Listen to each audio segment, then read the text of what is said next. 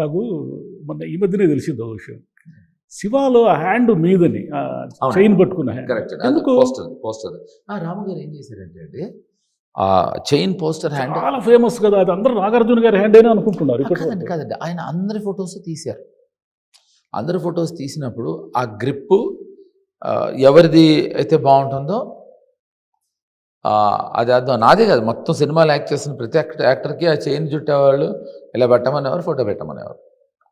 So maybe ఆయనకు నా grip నచ్చి ఉండొచ్చు, లేకపోతే అప్పటి నుంచే నా గ్రిప్లోకి ఆయన గ్రిప్లోకి మీరే వెళ్ళారా, మీ గ్రిప్లోకి ఆయన వచ్చాడా? ఒక్కొక్కసారి అటు ఒక్కొక్కసారి ఇటు అండి. టచ్లో ఉన్నారు ఇద్దరే. అది భలే చెప్పారండి.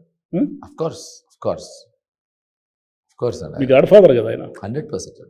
కానీ ఆయన చెప్పిన మాట ఒకటి వినలేదు మీరు. ఏ విషయం? మీ గాడ్ ఫాదర్ సినిమా బాగా ఇష్టం కదా? చాలా ఇష్టం అండి. ఇద్దరు గాడ్ ఫాదర్లు చెప్పింది వినలేదు మీరు. ఏంటండి ఏ విషయం అంటే చెప్పండి.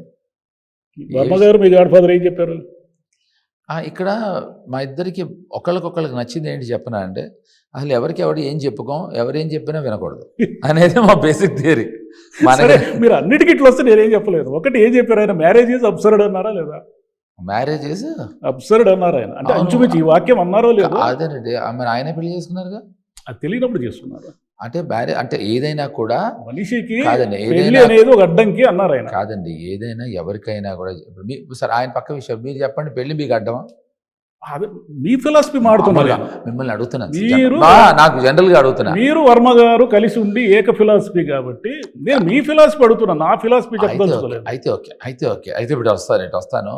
ఇప్పుడు ఏదైనా కూడా అండి జీవితంలో ఒకసారి అది అనుభవిస్తే కానీ దాని మీద అవగాహన రాదు అని ఆయన అప్పుడే తెలుసుకుని ఆయన పెళ్లి చేసుకున్నట్టున్నారు.